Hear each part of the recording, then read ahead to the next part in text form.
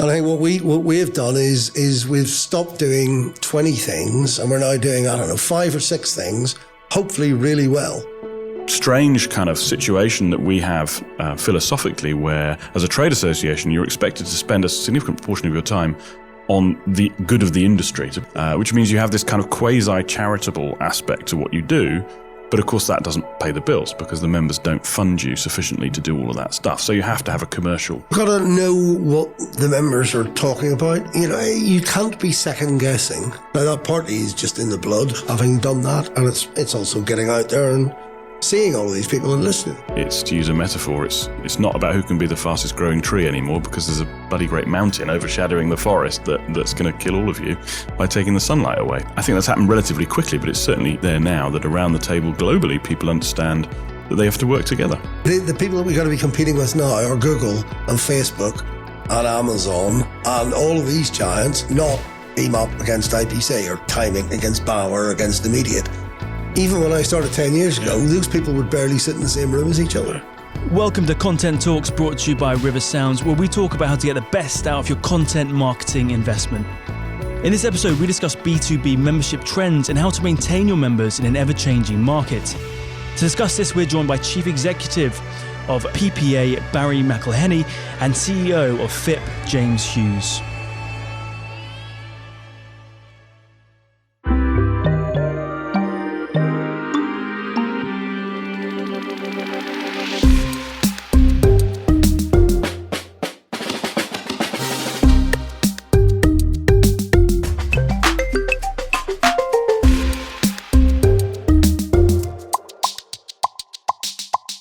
Okay, to start with, guys, before we get into a proper debate about the topics today, Barry, if you could just share with us your relationship with PPA and a little bit about yourself, that would be great. Yeah, so I'm Barry Mcllheney. I'm the Chief Executive of the PPA, the Professional Publishers Association. It used to be called the Periodical Publishers Association, and that's maybe something we'll talk about why that changed, but it's now very much the Professional Publishers Association. We represent about 220 different publishing houses, big and small, consumer, business to business, global, independent. So we, if I meet people at a party and they ask me what I do, we represent the UK magazine industry. That's what we do. Excellent. And James Hewes, if you could share a little bit about yourself and your relationship with FIPP. Yeah, so FIPP has a slightly more complicated acronym, which we don't use anymore. We were originally a French organisation, La Fédération Internationale de la Presse Périodique. Oh, well done. You spoke French, James. Well, many hidden talents, Barry. We don't really use that anymore. Similar to Barry, we kind of dropped the periodical bit, and we just call ourselves FIPP now. And if the PPA represents the UK industry, we're very much the same for the global industry. So the PPA are members of ours, and we try to take a view on international trade across the world. We have members everywhere from Japan to Chile, Canada to South Africa. And really, we're taking an international perspective on the industry. I came to FIPP only relatively recently, only been there about 18 months. From a background in publishing, and it's been really exciting to try and get to grips with what's happening in the global industry, and we get great support from organisations like the PPA in understanding what's happening in different markets around the world, and we try to translate that into something that our members can use globally. Fantastic. And to give a football analogy, the PPA is like the FA, and FIPP is like FIFA minus the corruption. I'm glad you added that caveat, Barry. So James is like Sepp Blatter. I'm sort of Trevor Brookie or somebody like that. Can we pick there's some new people. Again? There's new people, aren't there? Yes, I'll be Gianni Infantino. I've got a bit more hair than him, but that's fine. And you can be, I don't even know who's in charge of the FA these days. Some bloke used to run a supermarket, isn't it? Yeah, so we operate across the UK and these guys operate across globally. So it's brilliant for the PPA to be a member of FIPP because we get to hear what's going on around the world.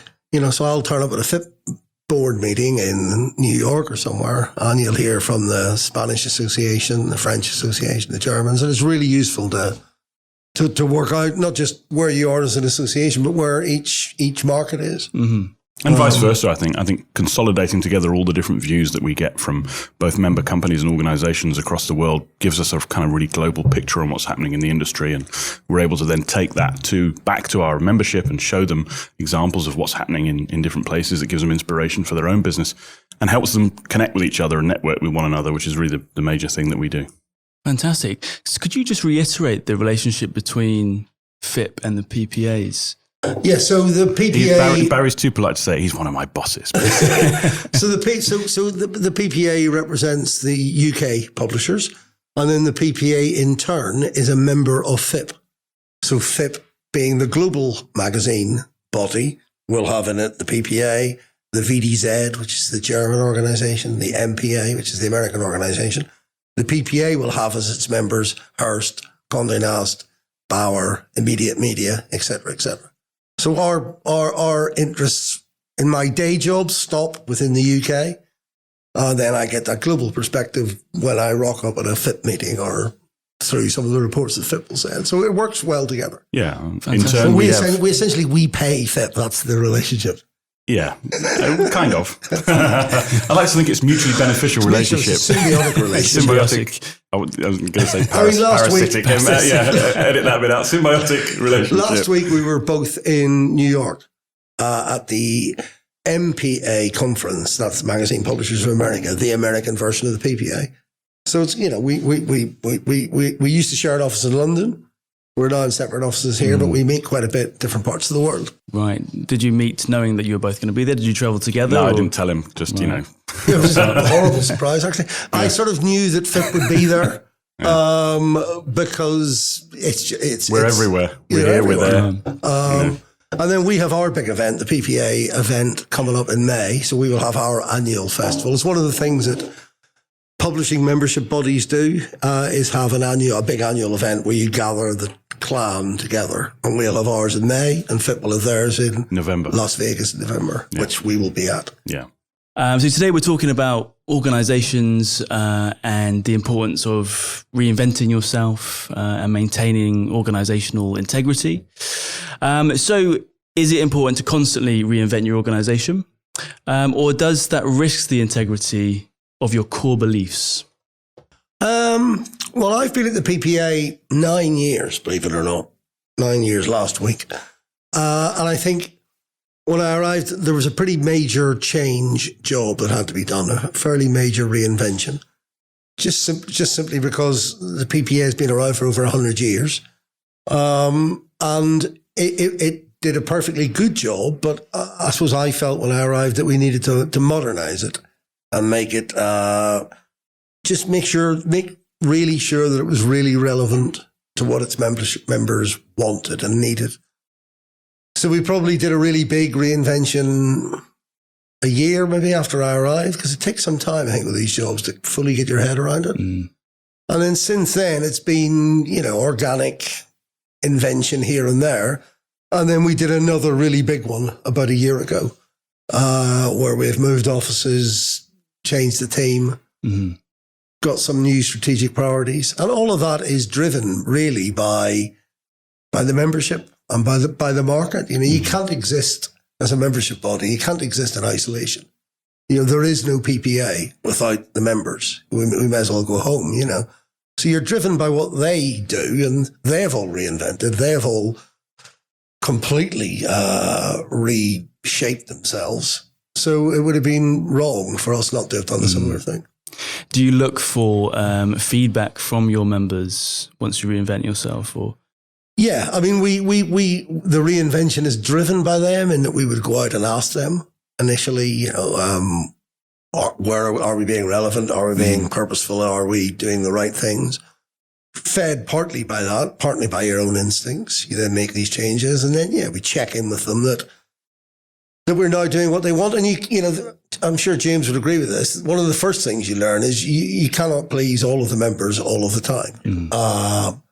And the most recent reinvention, there's no doubt that some of our members, some of our smaller members, who maybe want a more traditional offering, won't have liked what we have done. But, we have to accept that and get new members, if we have to, elsewhere, who do like this kind of PPA. And it's a very different PPA from what it was 10 years ago. So how many of you as an organisation, do you have a team of you that has to work together to make sure that you're not rebranding too much? Or I think it's important. Barry's right. You've got to listen to the membership. You've got to use your instinct. I think that's really important, because getting feedback, a bit like getting feedback from our readers in the magazine days, is very difficult, and you have to balance that against your natural instinct and being proactive. You do rely on your team. I think your team have to be out there in the market, understanding what's going on. But we're both very small organisations. Less than 20 people in both cases. A bit more if you include some of the subsidiary organisations of the PPA. And so you have a kind of advantage and a disadvantage in that. The advantage is that you can move quite quickly, and you can take account of what's happening in the market quickly. The disadvantage is that you don't have the muscle that people sometimes think you have. They see the PPA or the FIPP name and they assume that you're, cast of thousands and millions of pounds and all this kind of stuff. There's 9 of you and there's 8 of us. So, together we'd struggle to fill a large minibus. It's really about using those resources very effectively. And it's a bit like being a cat, right? When a cat's threatened, it makes itself look bigger than it actually is. Well, we're not threatened, but we do want to make ourselves look bigger than we actually are and project the image of the industry, not only internally, but externally as well, to everybody who's looking inwards to the media business. So we have to be quite careful about how we use resources, but using those people effectively is one of the keys to the change that Barry's been talking about. I don't know if it's the same with FIPP, but at the PPA, I had a strong feeling that we were doing too much before. Maybe not too much for then, but too much for now. So I remember, I asked, I looked at some of the old board reports from 10 or 15 years ago. And it was like War and Peace, these thick documents. Absolutely the same. And the PPA at that time, rightly or wrongly, was in every aspect of publishers' lives. And I think there's a tendency in any membership organisation to creep. There's the stuff you really have to do, and then you start creeping into all aspects of your members' lives if you're not careful. And I think what we have done is we've stopped doing 20 things and we're now doing, 5 or 6 things, hopefully really well. Is that the same with FIPP? Yeah, absolutely. Fewer things done better. Fewer things done better and less introspection. One of my big messages that I got from the board very early on is they don't really care too much about the internal mechanisms of how FIPP works, which, there's a tendency as a chief exec to stand up and say, isn't it great, we've done this and done that. And they don't care. What they care is what you've actually done for them and for the industry.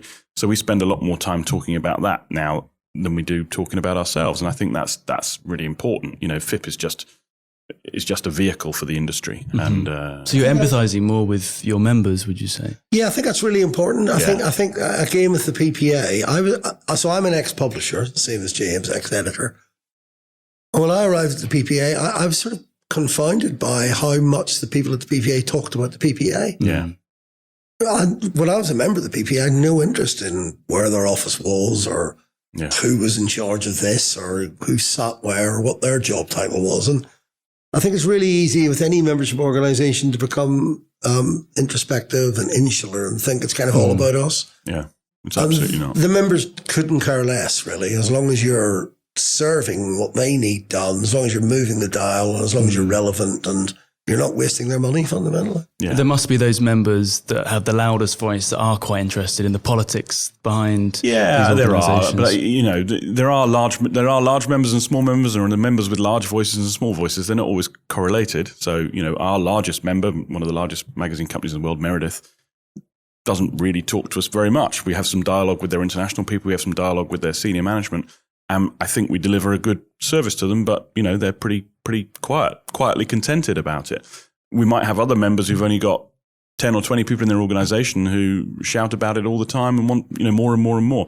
You have to balance that. Barry and I were talking off air about how it's very often the one guy in an office who's trying to grow his business is the one who's engaging with you the longest and the loudest. But you have to balance that against the needs of the big organisation. The big organisations are great and they're our biggest supporters. They can often also be the ones that you have to coax out of the shell the most to get contribution and feedback from them. So that's a balancing act that you've got the whole time. It's something that we're working on. Again, Barry and I are talking off air about how the power of us as individuals is important, going out and actually meeting these senior folk. And I was in the US last week, very lucky to be able to meet the CEO of Meredith, the CEO of Forbes, and the CEO of various other media businesses out there. There's no substitute. And there's no substitute. No, absolutely. And I came away from one of those meetings going, well, great. They're in the bank for 5 more years because we've talked on a one-on-one basis about their needs and their requirements. And that's really what some of them need. They do need that proactivity of you going and asking. James Tighe, who is the chief executive of Dennis, who was the PPA chairman, he talks a lot about how chief executives now of any organisation need to spend time on the business rather than in the business. And I sort of took that to heart, so we have 220 members. So if I was to see each of them, that's my year. If it took a day to see each of them, that's a year pretty much gone. Yeah. So I have to free up enough time in the way that we organise ourselves to enable me to get out there and see at least most of those people on some sort of basis at least once a year. Because quite often that is the difference between them feeling that they're getting their membership value and not getting it. You have to get them all in the same room. Yeah, it's just old shoe leather, turning up, knocking on their door, saying, hello, I'm here to see you. We had, same experience in Japan. Japan, we hadn't visited Japan as an organization for 10 years. I went last year, went around the 6 major publishers, lots and lots of goodwill, lots and lots of good feeling coming out of that. And now we've got 30 Japanese people delegates coming to our next conference. They do appreciate, a lot of markets do appreciate the face-to-face time. And, it's hard, whether you're in the UK or globally, it's hard on you as an individual because it means you spend a lot of time traveling. But it is necessary. And don't let anybody tell you, Skype, phone, all the rest of it, those are great, but there's no substitute for pressing the flesh. I think the starting point, for what we do, and I think it's the same with FIPP, is isolating what are the things that only you can do. So you got to find these sort of 4 or 5 things that are best done or can only be done by an industry body. Mm-hmm. Because there are loads of things that the members actually do better themselves. But if it's political lobbying for the industry, that's clearly done better through an industry body. Mm. If it's establishing the kind of best in class through an award ceremony, well, you can do your own one, but it means more if it's the entire industry coming together. But there are not that many of those things. As I say, I think there are probably about 4 or 5. And doing those really, really well, I think is so important compared to doing what the members do and trying to replicate what they do and kind of interfering with them and annoying them actually, because they don't need you to tell them how to sell advertising or sell magazines. That's what they do. And there's a couple of other really interesting factors there as well that are unique to a trade organisation and unique to a trade organisation in media. Media is such a popular industry now in the broadest sense that both of us face enormous competition from commercial organisations who are trying to do the same thing that we're doing. Not as well as we're doing in most cases because they don't have the contacts, but nevertheless that puts an extra pressure on us. Linked to that is this strange kind of situation that we have philosophically where as a trade association you're expected to spend a significant portion of your time on the good of the industry, to put it that way, which means you have this kind of quasi-charitable aspect to what you do, but of course that doesn't pay the bills because the members don't fund you sufficiently to do all of that stuff. So you have to have a commercial arm as well. So you have this strange position where they expect you to be charitable and altruistic on one hand, but to be commercially on the ball on the other hand. And in an industry like media, where you've got 10 or 20 other organizations who are strictly commercial trying to do the same thing, that puts an extra layer of pressure on us and is one of the conversations that we have to have with those senior members. It's look, guys, you want us to do all this stuff for you. That's this is the price of it. Yeah, there's a difference between being a non-for-profit, which we both are, and being a charity, which we're not. Which we're not, yeah, absolutely. And quite often it's assumed that you are some sort of publishing charity. Yeah. And we're not. We've got to pay the bills. Absolutely, yeah. We need the funding in to do all of this because it doesn't come free. Yeah.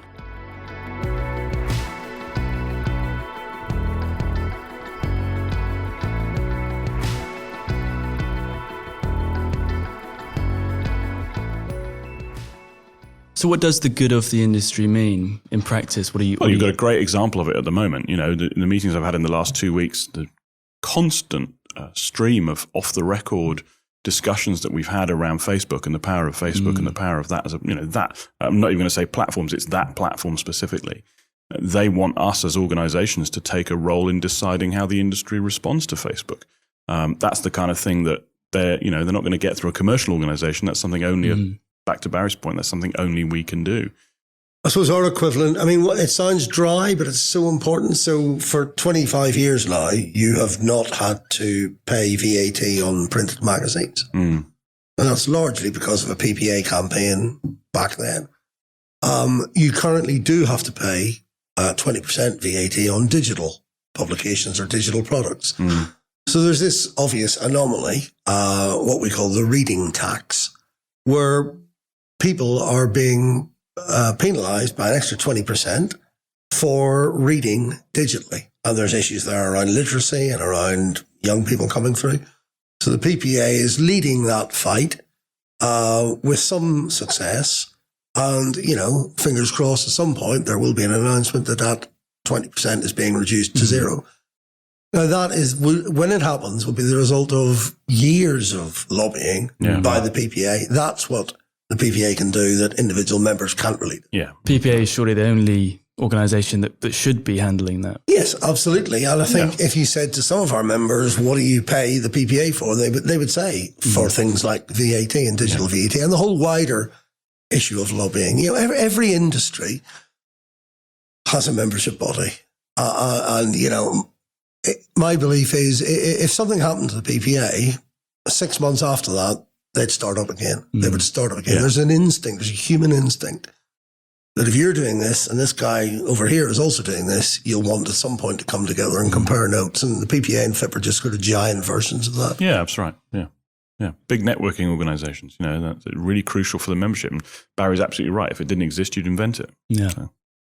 So what elements do you take from, and what are the elements that you take from the industry that you then use to rebrand your organizations? I think you take an understanding of their businesses. I think that's probably the most important thing. It's crucial. You've got as industry heads and industry bodies, you've got to understand the breadth of the industry and everything that's happening. In the case of FIPP, with a global perspective, that means we've got to recognize the markets where printed magazines are still a crucial part of the infrastructure, which they are in a great many markets, and markets where they've pretty much ceased to exist. Two contrasts, on each other's doorsteps. If you look at the markets in Southeast Asia, like Indonesia, the Philippines, Malaysia, printed magazines have pretty much vanished from those markets. The major players no longer publish them. Right next door in India, printed magazines are a huge business, booming business still. So as a global organization, we've got to reflect the needs of both of those both of those industries and economies when we're thinking about how we present ourselves. I always say to people, at least half of what we do will always be print, but the other half has got to be really on the ball with digital media, B2B events and services, consumer events, all the other stuff that our members are doing. I think our equivalent of that in the UK is the difference between consumer publishers and business-to-business publishers. So the PPA is split roughly 70-30, 70% consumer publishers, 30% B2B. Consumer publishers are publishing content across all platforms, but it's very hard to ever see a day when you're not going to have Vogue, within his beautiful print edition. Whatever happens, it's a long time, if ever, before that ceases to be. Our business-to-business members, by and large, a lot of them would no longer publish printed magazines. And it's as James said, it's being sort of aware of that split and those trends and realizing it's never completely black and white. But the big change over the last 10 years has been the move from largely entirely print in the UK to a situation now where it's some print and it's a lot of events and it's a lot of digital and it's social and et cetera, et cetera. And you've got to be on the ball and know what's going on in the market to run one of these bodies. I think it's interesting that both James and I come from the industry. That is not the case in a lot of trade bodies. Yeah. There are some people who, they'll be chief executive of the Glass Blowers Association and then they'll move to the grave diggers. There's a career path for you, Barry. Whereas it's quite novel, for the kind of lunatics to take over the asylum as we have done. Yeah. And both PPA and FIPP, have got people now running them who come from that membership. Would you not, as a member, hope that the lunatics would be taking over the asylum, as it were? Well, I think it seems obvious once you do it, but it certainly wasn't obvious when I was appointed. No. And I think it really helps because It's very useful with your members to be able to say, I won a couple of medals once as well. You know, when I was a bit younger, I won an award. You know, it just adds, I think it gives a certain cachet that at least they think the person running this has got some idea of what it is we do, even though it's changed dramatically. I think it was an important statement of intent about the type of person you appoint and when you appoint them as well. I mean, both Barry and I were appointed at a stage when we weren't at the end of our careers. You know, we were both... Which is how it used to be. Yeah. It used to be the retirement job, you know. And golf clubs came with the job. Yeah. My favourite, you know, phrase to everybody, and certainly internally, is we've got to make this work because I can't afford for this to be my last job. You know, I need at least 2 more before after this. So that's a good motivating factor. But I think, you know, when you get that situation where you've appointed somebody directly from the industry who's still at the prime of their career, it sends an important signal about what you're trying to do with the organisation, and credit to the, you know, the boards of the PPA and FIPP for doing that.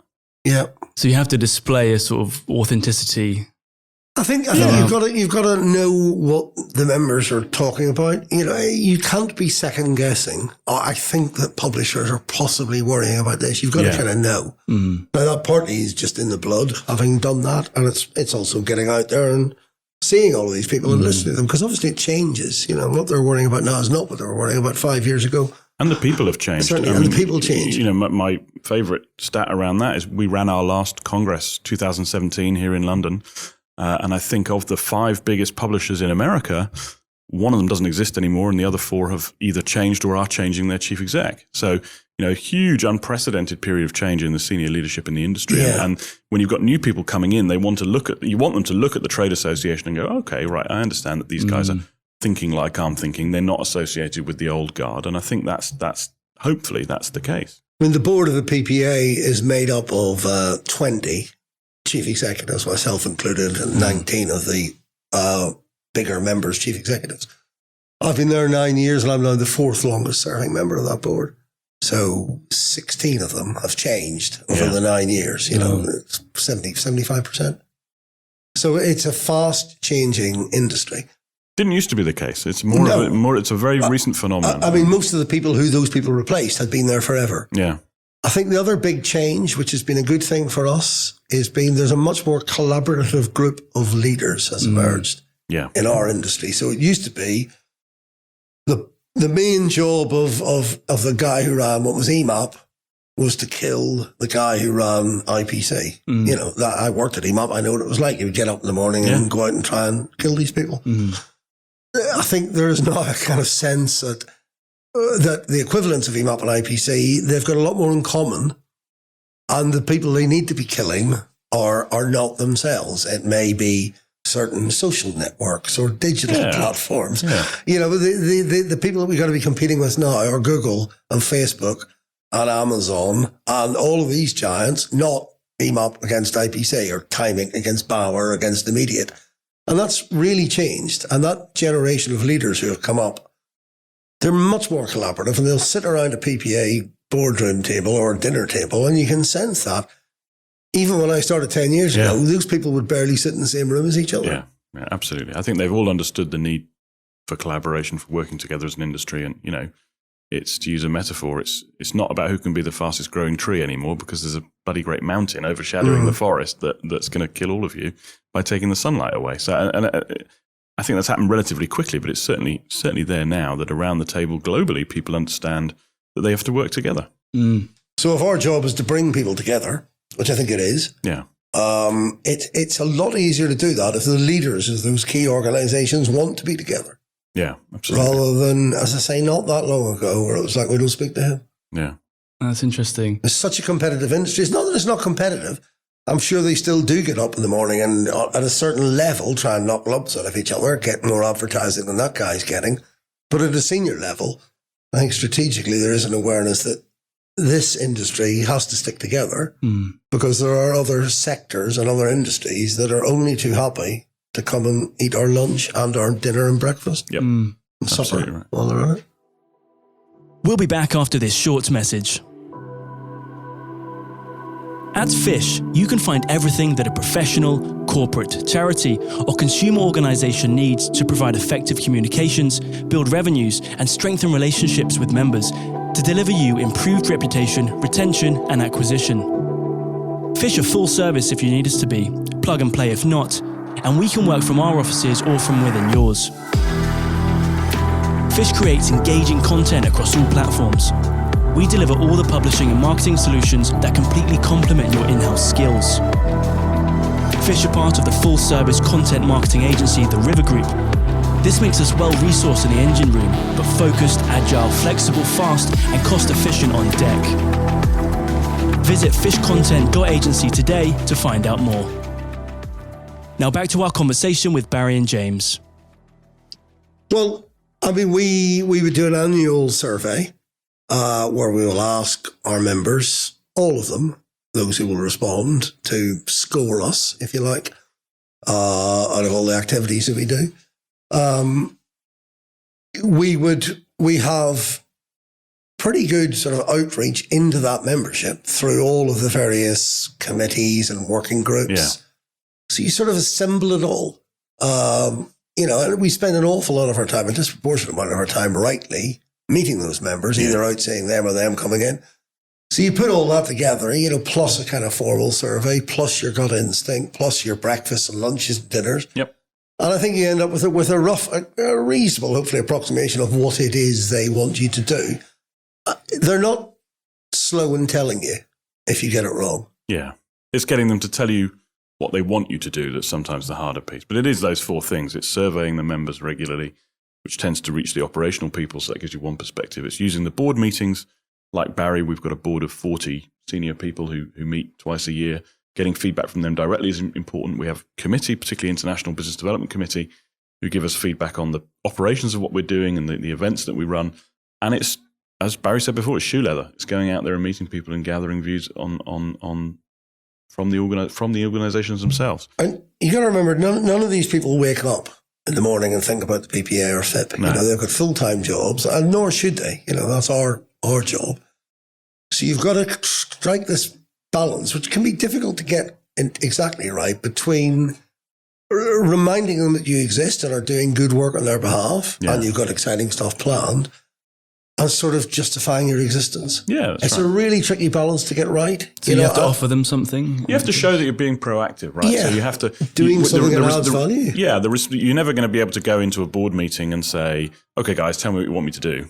It'll be met with pretty abject silence, and frankly, there's no reason why they should be used for that. What you want is to have a team that can generate a load of dynamic, proactive ideas, so that when you go to the board meeting and say, "Right, we're going to do these 2 new things next year," everybody goes, "Oh, that's a good idea. Yeah, that's in tune with what we want." We've done one last year, which was to launch a series of smaller, free to attend events around the world in different cities that we wouldn't normally go to. With our big events, very well received. Everybody went, "Yeah, that's a good idea. Can understand the value of that. Gets our businesses more involved with the organization." This year, 2019, we're looking at a way that we can match media investors and media companies that have investment arms with startups. Again, board is going, "Great idea. That matches our business objectives." So you're using that knowledge that you've gained in those 4 stages of feedback gathering to generate new products and new ideas. And you mustn't, I think, crucially, you mustn't stand still. You mustn't think, "Well, I did that last year, so I'm going to do it again this year." I mean, the 3 big things that we do are the political work, which I think they largely leave to us, as long as we tell them these are what we think the key issues are. Membership services, which is kind of the whole broad spectrum, the slightly more traditional part of what a trade body does, so kind of anything that they need doing at any given time. And then the other big tentpole are events. We do 4 big events a year. We used to do a lot more than that. And each of those 4 events has to be brilliant, because for a lot of our members, those are the only 4 times that they will interact really with the PPA beyond the level of chief executive. And I'm always saying to my team, this is our chance. This is it. All the work that you do behind the scenes comes to nothing if you run an event and it's not brilliant. It has to be absolutely out of the box. So events for any membership body, I think, are becoming an increasingly huge part of how you communicate. Yeah, they are. And these guys have got their big one coming up in November. I'm there, and you want it to be memorable. Yeah, you only get, in our case, we get 2 chances a year to impress the membership, certainly the breadth of the membership. Those events are bigger than anything in the commercial space, certainly in terms of size. So we know that we've got the critical mass of the industry there. But as Barry said, it's no good if what they turn up and see isn't blowing them away. And that's both in terms of the venue, in terms of the way you stage it, in terms of the people you have on stage.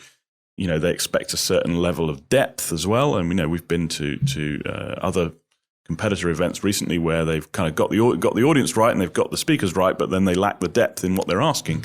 I think when people come to a PPA event or a FIPP event, they expect to hear the definitive take from one of the big organizations in the industry on a particular subject. And it's a tough audience, you know. So we run the PPA Awards. We're trying to entertain, you know, the editor of GQ, the editor of Vogue, the publisher of Empire, the editor of Radio Times.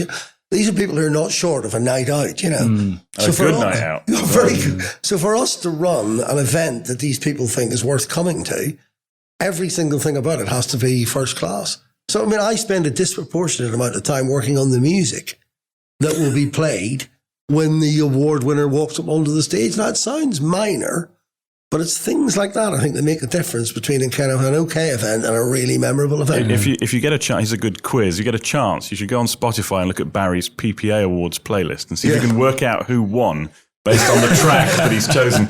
He does have a slightly unfair advantage given his editorial history. But anyway. So I used to be the editor of Smash Hit, so it does give me a bias. But it's things like that. You know, you can either win an award and just play generic music, simply the best, you know, my God. Or if they win an award, you know, and her name is Alison, you play Alison. What was the cheekiest one you did? The one where you thought, geez, I'm going to be in trouble here when they hear this? I was overruled, actually. We were doing a slimming magazine had won the award, and I wanted to play Hungry Like the Wolf by John. And I was overruled by my team, rightly in these times, I think. But it's things like that. It's just having a little bit of inventiveness, because then on the night, all award ceremonies dip a little bit around award number 12, Innovation of the Year, brackets B2B. You want to sort of at least get the people who are starting to drift off back in by making them think, oh, I see what they're doing here. They're matching the award to the music or whatever. You invest in the host. You know, you invest in the venue, and James says, because we're at a level where people will very easily and readily and happily talk about how crap your award show was if you don't actually work very hard to make it otherwise. Yeah. I think that's true. I mean, we spend a disproportionate amount of time on the program for the event, which is, you know, consistently the most important thing. Ours are slightly different. We do, Barry does this as well with PPA, but the biggest event for us is a combination of conference and exhibition. It's very easy to just think, oh, well, I'll do the conference, do that well, and then everything's fine. We realize that you have to spend an equal amount of time investing in the exhibition as well, because companies that come and fund the event and pay to exhibit have a myriad of opportunities open to them, and they're all pretty much the same. You know, you get a shell scheme 2 by 3 meters with a booth and some bored salesmen standing there. So we thought, well, how can we do this differently? In London, we created an indoor market. We built market stalls, we had shoe shine, we had fortune tellers, we had this pub. We built a pub inside the exhibition venue. For Vegas, we're going to build a replica of the Strip, which sounds great, but we're working on the execution. A few blow-up palm trees, a couple of balloons. I'm looking forward to losing a fortune on FIPP's behalf. Yeah, don't worry. The conference is actually overlooking the casino floor, so we're trying to work out how to screen one from the other. Yeah, the pokies. But it's crucially, you've got to create an experience, and something that's experiential is crucial, because they expect something more from you, and you've got a very, tough crowd. Media is a tough crowd. Media is very used to running this kind of stuff, to attending this kind of stuff. They will only engage with your event if it's as good, if not better, than what they themselves put on or what they themselves attend. And the feedback you get is incredible. The level of complaint from this audience, if you're not careful. Really? You have to cover off everything. And I think events for any membership body is becoming more and more important. And obviously a way of driving revenues as well. But you have to put on a good show. I mean, I've been going to the PPA Awards for 30 years now. I used to go as a cub reporter or whatever, up for an award. And my memory back then was, is a lot of you at the Grosvenor House, you put on a black tie, you had a lot to drink, and you got to do a lot more than that now. Yeah. And the same with we used to run the PPA conference. That would be once a year. The tribe would all come together.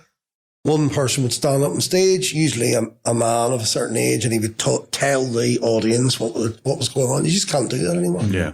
It's got a festival. It's got 4 stages. It's got 100 speakers. It's got to have a whole variety of people on stage. All of these things, for any membership organization have changed, and you just really have to be very good at it now. Yeah, and you have to be willing and able to change, I think. And that's the big thing, is just don't get stuck in your ways.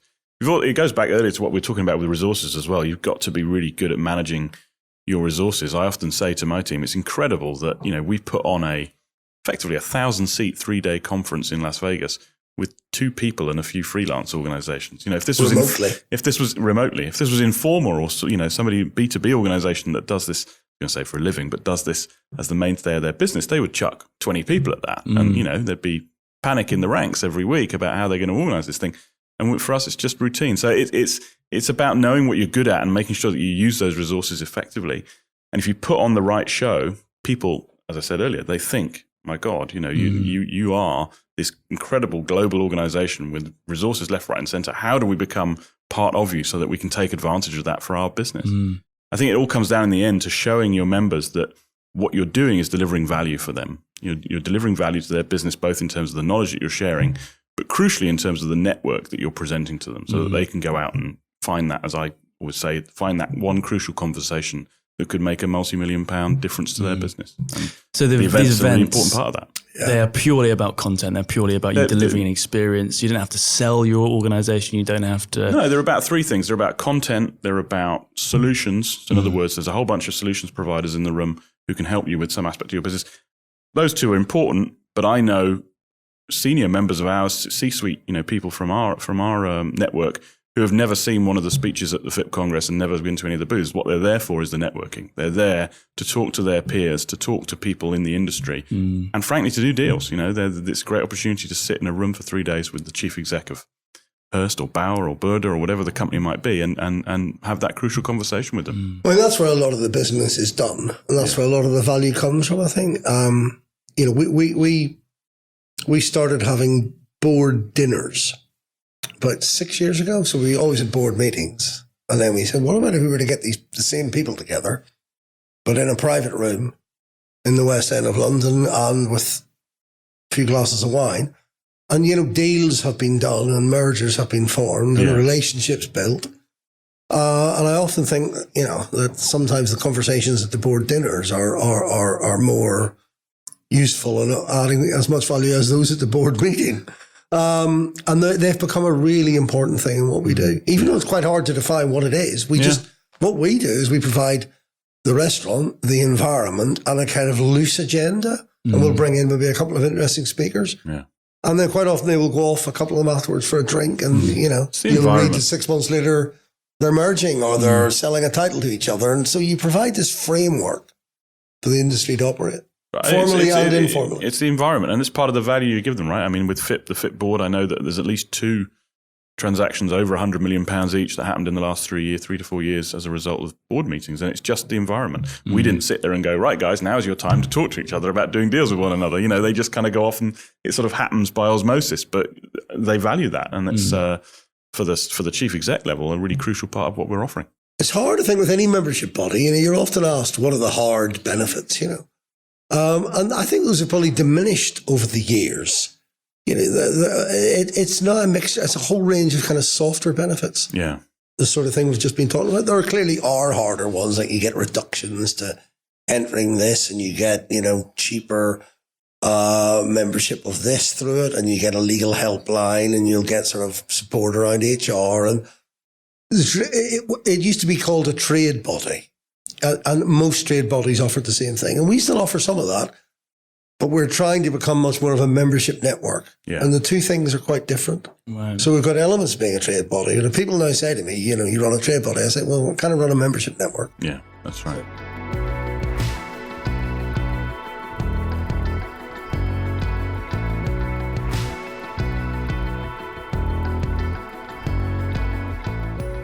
So a network sounds much more personal. And we've talked a lot about how it's more important these days to have a strong personality in your positions. So what is it that defines a good leader of a membership organization?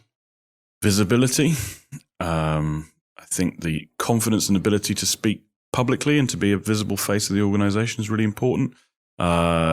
you've got to be out and about, traveling and meeting people. You've got to be willing and able to change. I think that's really crucial. You can't, as we said before, it's not a golf club. It's not what it used to be. You've got to be able to come in and respond instantly to what's happening in the industry. But I think that the first one is really the crucial one. You've got to be somebody who's comfortable being a public face for the industry. Now, I wouldn't be so immodest as to suggest that I'm the public face of the global magazine industry, but certainly not afraid to go out there and represent the industry with other organizations, talk on stage, meet senior level people. All those things are really crucial. I think there's never a better example of that old Woody Allen maxim, 95% of life is turning up. I think it was Woody Allen. And it's so true. I mean, 95% of the job, I think, for us is turning up at everything. Yeah. I will go along to a leaving do of somebody, no matter how senior or not they might be in one of our membership organizations, if invited. Yeah. A, because they're quite pleased usually that the industry body bloke is there. And B, because I just think it's really important that we do play a kind of cheerleading, drum banging role. And I think that visibility and just being there and being comfortable with getting up on a stage. I've got a friend in the industry and he said, essentially, Baz, he said, your job seems to be getting up and saying 400 words at every event. I said, that more or less is the job. Yeah. Is getting up and saying, hopefully, a well-chosen 400 words, but to introduce somebody who's then going to come on and deliver something. And, it sounds immodest, but not everyone can do it. That's what I've learned. Not everyone can do it. It's not immodest, it's true. And not everybody can do it. No. And not everybody's comfortable doing it. But, that's what we have to do in our position. The cliche, we will turn up to the opening of a paper bag. we will, actually, particularly if it's one of our sponsors. Yeah, or if it's in a nice location. And it's I've done loads of great jobs. This is, if not the most, I'm certainly right up there amongst the most fun jobs I've ever done. You wouldn't think so. And I think you have to make it that. Yeah. And when I got the job, I wasn't sure I wanted the job, because I think there was a sense that the PPA was sort of civil service or magazines, and it felt a bit bureaucratic. It's all about the post office or something, isn't it, or retail? Yeah. But whether that was true or not, that was certainly the perception one had when one had been the editor of Smash Hits and Empire. And I think you've got to sort of throw yourself into it and be enthusiastic and make it fun, because it is fun if you're the right person. But it's not for everyone. No. But I love it, Yeah, absolutely. Same. I mean, it's not, it's certainly not for everyone, but it is immense fun. I mean, you've got this incredibly privileged position where you're getting access to, I used to work for the BBC. I worked for the BBC for 12 years. And the great thing about working at the BBC was you could go anywhere in the world and say, hello, I'm from the BBC. Can I have a meeting with you? And they would go, yeah, absolutely. Come, I'll have lunch with you, whatever. FIPP is almost the same. Yeah. Almost the same. You can go to any magazine market in the world and phone up the biggest media company in town and they'll see you. And that opportunity to experience a breadth of different organizations, different cultures, different markets, and bring that back to your membership is just great. It's great fun. So those qualities that allow you to do the fantastic fun jobs that you do, it might be a bit of a philosophical question, but do you think that is intrinsic in yourselves, or is that something that you've had to develop over your careers? Oh, it's absolutely something I've had to develop over my career. I started working in a bank. I left university. My first job, I worked for Barclays Bank for 4.5 years in a back office job. Do you want tenors or 20s? That kind of No, not even as interesting as that. I worked in a property services and IT division for 4.5 years, and sat there on my kind of 4th anniversary working for the bank with watching these 45-year-old guys around me retiring with 20 years service and a pension, and going, bloody hell, I don't want to do that for the rest of my life. And was very lucky to get a job at the BBC. I got a job at the BBC through an ad in the Sunday Times. Whoever gets that job, Happy days. So fantastic thing. So it was something that, I had to develop. And I started in, as my ex-boss used to describe me as a pointy head, in the background doing spreadsheets and numbers and stuff like that. And it was only through the course of my career at the BBC and then later working overseas that I was able to feel comfortable and confident to go out and be to have the position that I do. So I think it's something you absolutely, I think what I would say to people is you never know where you're going to end up in your career, and you certainly can't have a career plan because it just doesn't, not anymore. It just doesn't work anymore. But secondly, you never know what kind of person you're going to become. I'd like to think I'm completely unrecognizable from the spotty-faced 21-year-old who went into the Barclays graduate training program in the 90s, you know. I think I've probably always been the same.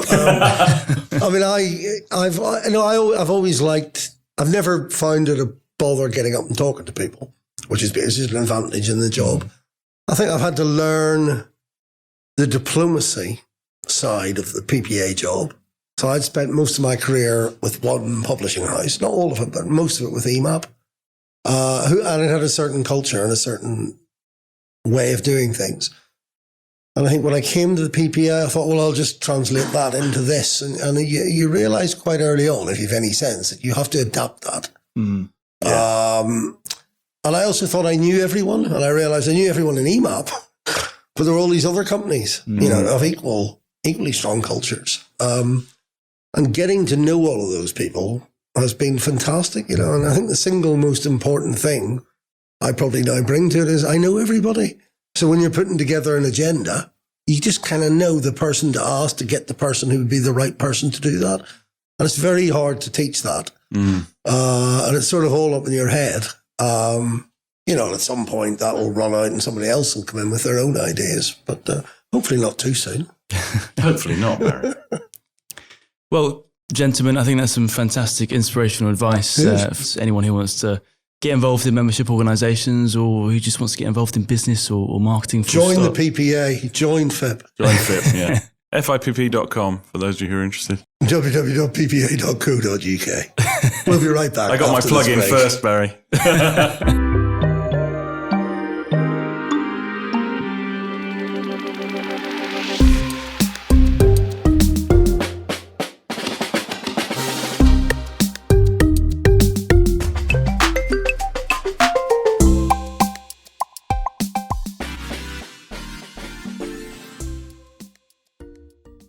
What's every roadie's PIN number? 1212. Oh, God. Brilliant. That's terrible. I'm going to use it, but it's terrible. It's terrible. I'll steal it. It's so terrible, it's quite good. Yeah, absolutely. One, Christmas cracker. It's not information overload, it's filter failure. So sick of being told something changed right in front of their eyes. Enough is enough. Like, I'm not getting worse from this point. How are the guys at Barcelona training? How are the guys at Man United training? Instead of just staying in the bubble. A growing number of big brands are communicating with their customers through podcasts, helping engage on a whole new level. Podcast listeners create strong trust with brands through podcast. 76% of UK listeners have acted on a podcast ad. Listenership is growing across all age groups, notably in young adults aged 15 to 24. With around 1 in 5 now listening to podcasts every week. Growing statistics like this prove that podcasts are a medium not to be ignored. So, what's stopping you bringing your brands to the conversation? Yeah. River Sounds is a division of the River Group. We work with companies globally to create and distribute original podcasts to augment their branding and marketing efforts. We leverage existing content, such as blogs and social media, to design, plan, create, and distribute high-quality podcasts. We focus on creating podcasts that increase brand awareness, aid in customer education, and help support customer retention. It's time for your brand to make some noise. River Sounds, bring your brand to the conversation.